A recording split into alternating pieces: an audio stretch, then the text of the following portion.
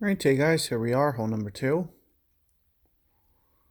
Expert division here, and going to take our first look at this. What I'll typically do is always go left, especially with winds like that. It's pretty much the only way to go when you get winds like this. What it also helps you to do is get kind of a straighter-ish tailwind for your approach. So you'll find that going over to this left-hand side just gives you a good wind angle. So definitely worth checking into. The one thing that you'll see is you won't need to go aggressive like you can see my opponent doing. So you'll see that he's using, like an apocalypse. It's just not something that you need to do. You might as well take something with way better accuracy just in case you catch those great balls. So that's what you'll see here. And you'll see even with a QB8, plenty of distance on this thing. So I'm thinking, I'll typically maybe go only like 1 bar of topspin, but since I have to land just a little bit shorter, I'm going to go 2 because I have QB8 instead of QB10. So with that being said, though, we're going to go relatively close to 1 per. So essentially 7.1 wind, 7.1 rings. So here you'll see we're just kind of bending it over, keeping it into the fairway.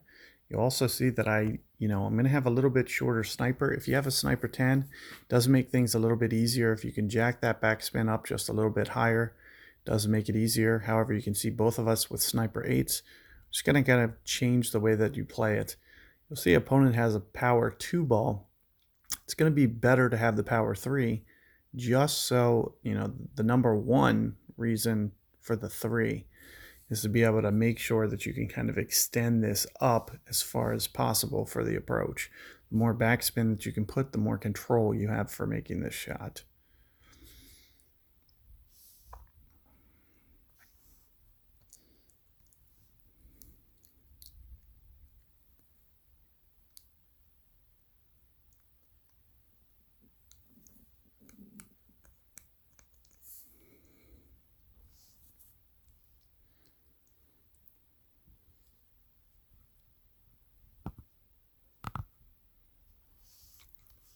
So here we are.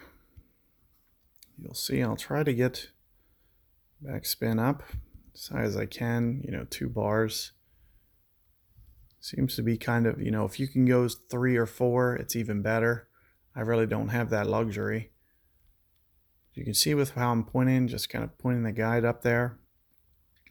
Aside from that, I go pretty close to 1 per. I might go just a little bit beyond. I'm thinking, 8.4-ish rings or so.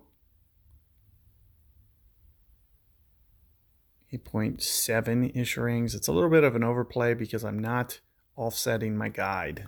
But there you can see I catch a great ball anyway. It's going to leak to the right.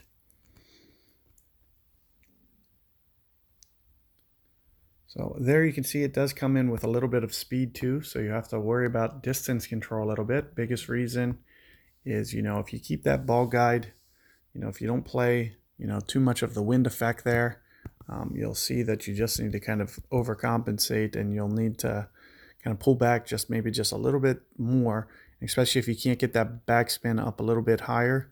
You'll see that it might come in with just a little bit more speed. So ideally, you can get that up to 3.5. And if you have a sniper 10, that'll make that much easier. So good luck there. I'll catch you guys on the next one.